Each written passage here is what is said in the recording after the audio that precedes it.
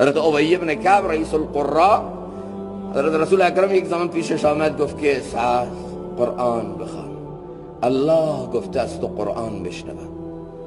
گفت الله گفته که توی نبی بیای و کلام او رو از من بشنوی؟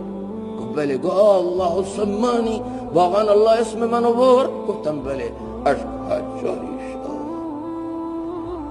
الله منو پسند کرده، الله قرائت منو قبول کرده، الله تلاوت من رو شنیده و خوش شده، به نبیش گفته بیا گوش کن. ما این زمان بودیم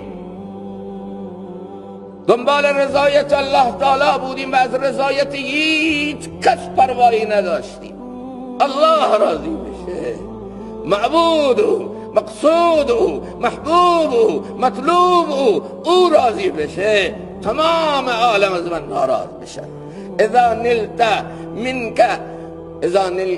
نلت منك الود فالكل هين وكل الذي فوق التراب تراب.